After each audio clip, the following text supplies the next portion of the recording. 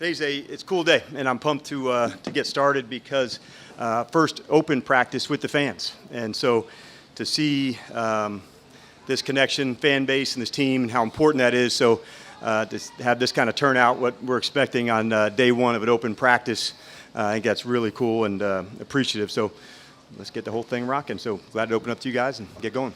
I want to touch on a different topic. Jayden Daniels. Okay, we haven't done that before. That's good. But I am curious, from your perspective, having gone against rookie quarterbacks as a defensive coordinator, how does that help you shape what you want to see from him during camp to get him ready? Yeah, because you're not going to give every look, correct, in terms of what they are going to see. But for any young player, quarterbacks, other positions, what's the same, John, and then what's different? So for a quarterback, the 2-minute timing rules are different than they are in college. So, getting on the ball and playing quickly, yeah, it's 2 minutes.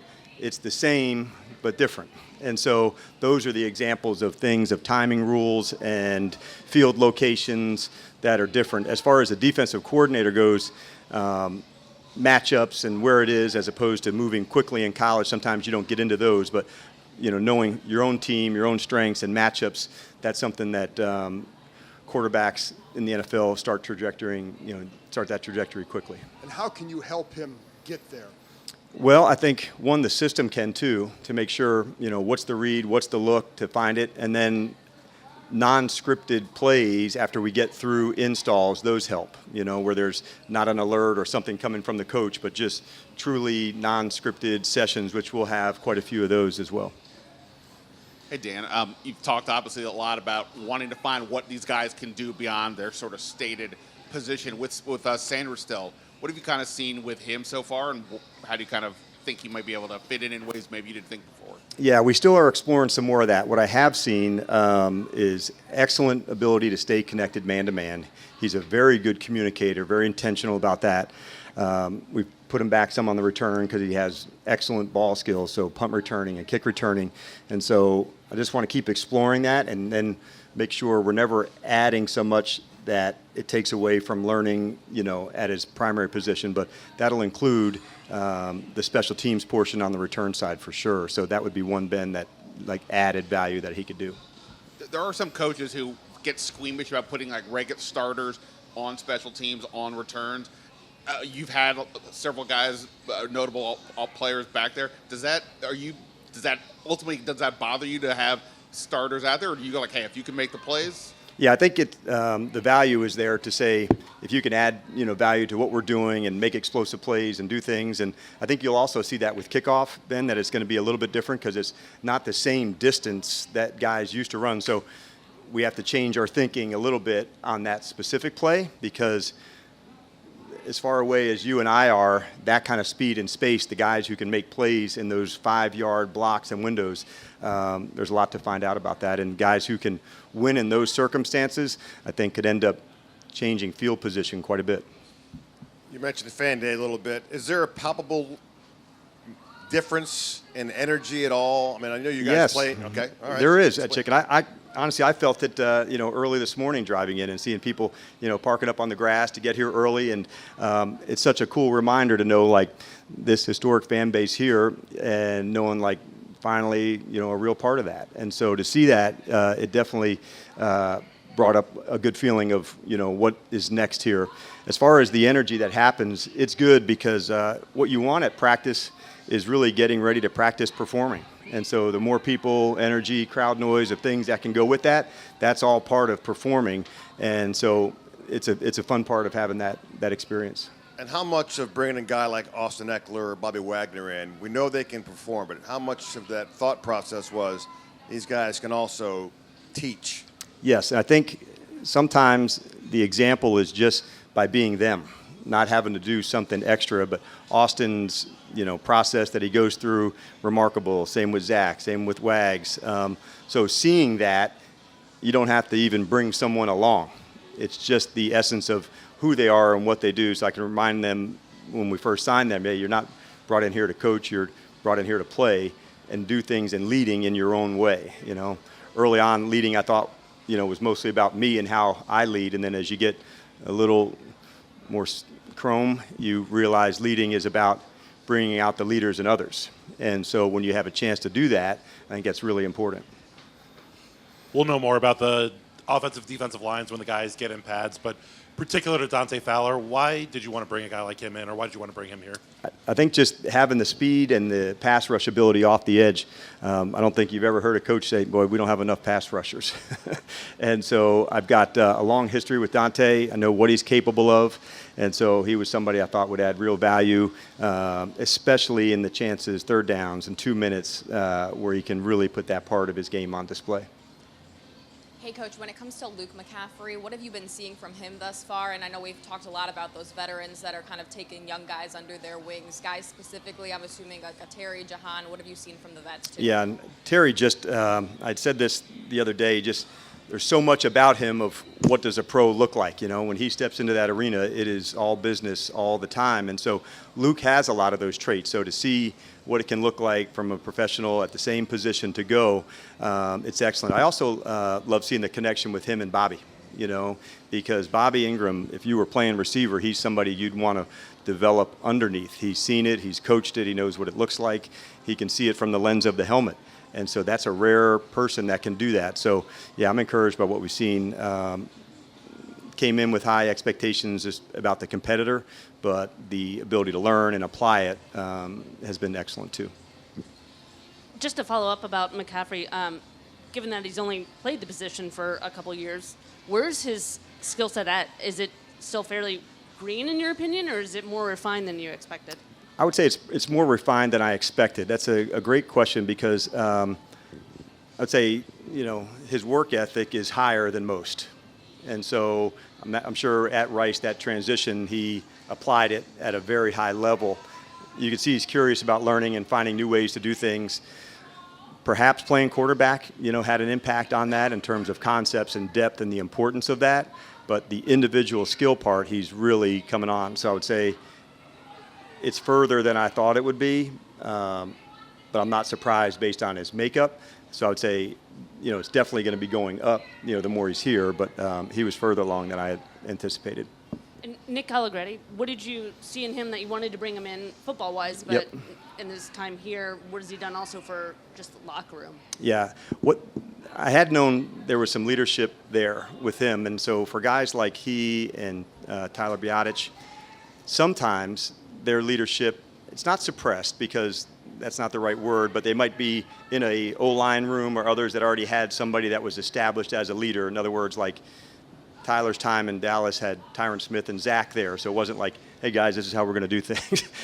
But there is an element with Nick and Tyler getting started here that they're able to establish some of that, you know, the traits and the things they have learned and the way they want to lead. So he's strong, he's square, you know, as an offensive guard. But past that, he also has some excellent qualities as a teammate that he can pass along to others. I love guys that have gone through some journey because they're able to relate to different aspects of someone's career. And so for a guy like Nick, has awareness for that. During your intro presser, you mentioned the things you were looking for in a new franchise was ownership, GM, fan base. What did you know about this fan base coming in, given that the franchise hasn't been where they wanted it to be for the last several years? Yeah, I think probably it leads to me growing up, you know, on the East Coast. And so, you know, seeing the games of Washington and New York and Philadelphia and Dallas, and like those were the ones that, you know, when John Madden and Pat Summerall were calling a game, like that was the ones that were on. So, and then, you know, going to college locally here. So growing up and where I, you know, fell in love with football, you know, you recognized, you know, what that was here. And I can still remember even, you know, telling, you know, Mr. Jones when I left, you know, Dallas, and he said, that's such an important fan base, Dan, that you're the right man for that. And so I appreciated that. This is from a competitor who knew the importance of this franchise, this city, and he had saw that connection firsthand. So, yeah, it's really cool to be a part of. Is there things that you can do as a coach or as a team to help rebuild the fan base other than win? It's a good question. It certainly helps. More than anything, I think you want to recognize they're part of what we do and how we play. And so knowing that, you know, creating home field advantage and that kind of support, that's part of winning. And so when teams have to come here to play, that's a hard place to go play it's the team, it's the fan base, it's everything that goes into it. So yes, the staff and the team can affect that, knowing how important they are to create an environment here when teams come to play. Hey man, this is going to be a hard day. It's the team, it's the fan base, it's the noise, it's all of that wrapped into competing. And the more our fans live that and understand that, it'll help the on-field performance. So yeah, we're calling on that in a big way. Just to that point, I mean, today might be kind of the first day where there's a ton of fans, but how has your interaction with fans been, just grocery store or restaurants, whatever? Yeah, it's been very cool to see, a support. We're pumped you're here. We're glad, that this thing, go get them, that kind of stuff. So seeing that, when you're part of the community, it feels good, because usually, like, when you're in the office and you're just here at home, you don't feel it on a regular basis. So being out and seeing some people and feeling that support, it's really a cool thing. Jordan McGee, rookie. What has he shown you so far? How impressed have you been? What's his role kind of looking like? I'd say the speed and the athleticism is what jumps out at me. He's got a rare quickness and short area burst to him that the really good linebackers have. He plays square, and he's got real speed, so we're going to push him hard in those spaces, but he's off to an excellent start. Hey, Coach, could you talk a little bit about the red zone area? Are you seeing what you like in that area down there? Is it starting to be what you want it to be in the red zone? Yes, and there's some common themes now that will come up down in the red zone. It's a quarterback that gets out of the pocket to create a second play. The windows happen tight, oftentimes more man-to-man, so you're not defending the field as much vertically, but how do you, control it laterally and up the field? So we'll do it again tomorrow and have a big red zone emphasis. So in each block of 3 days, there's a red zone emphasis. So the team will go today, tomorrow, and Tuesday, and we'll focus again in the red zone tomorrow. So almost every part of each block of football will have that as part of it. And sometimes there's competitions. Tomorrow we'll have a 2-point play competition, just best out of 5, and just working through different plays, different concepts. Coach, for a lot of your players, this is their first time playing in front of Commanders fans, even if it's just a practice. What was your message to your players as they embark on this journey at training camp, playing in front of the Commanders fans for the first time? What we're all starting to learn is, like, the importance of practice here. Like, the only way to become excellent at something is to practice. Like, that is the way. And so adding the fan base into that, the excitement, the performing that goes with that, that's really important, because you don't want to ever assume, okay, in the lights, how's it going to go? But seeing that type of support and enthusiasm with that, that's a really big piece. So yeah, we're really pumped about everybody being here. Got time for 3 more. Morning, Coach. This is the time frame sometimes in training camps where maybe there could be some infighting. Have you had any conversations with the players about frustrations with going up against the same guy every rep? We haven't had conversations about that, but we will. But what I do know, like, the animosity and fighting is not going to be part of what we do. Championship teams figured out they don't have ways that, get sideways in doing that, so it won't be part of what we do. If you lose your poise, in a game, there's consequences. If you lose your poise at practice, there'll be consequences. But no, it's nothing that I've had to address yet. I did early in the OTAs to make sure that didn't get that way. And then rookie quarterback Sam Hartman, can you just kind of share a little bit about your thoughts on him so far? Yeah, and I thought coming in, there won't be as many reps for Sam in the first, part of training camp. As we move forward and get, more extended play and we can extend the practices some, there'll be some more reps. So in a ramp-up period, you keep things a little more confined, but as we extend some practices, there'll be some more play. But he's just somebody that's been all in to say whatever you need and how do we get there, he's about it. And so he's here early, he's staying late. So you guys probably see the before practice, after practice work that he's putting in. So it's nice to see a young guy in his spot. Although he's not getting reps, he's pushing it hard to find his own ways to get better. Coach, we've seen a couple of flags, maybe a few get thrown here and there. So what's the kind of learning process of why that flag was thrown and just the overall one-on-one touch base with that player? Yeah, and I think what you want, Candy, is to avoid pre-snap and the post-snap, because those can really come down to discipline. A post-snap of a poise or a pre-snap of an offsides or a false start. If there's a combative penalty, then you can coach from that and teach from that. It's holding or hands to the face or PI or, whatever that might have looked like. So it's the combative ones that we want thrown to see where we go. The ones that are lack of discipline mistakes, those are the ones we know we have to get rid of our game. A false start, a jumping off sides, and so those ones can really hurt you. So knowing the two different types of penalties to go, we understand the combative ones will happen, but the ones pre-snap and post-snap, those are the ones that just can't be part of what we do. All right, thanks, guys. Looking forward to seeing everybody. All right, let's get it.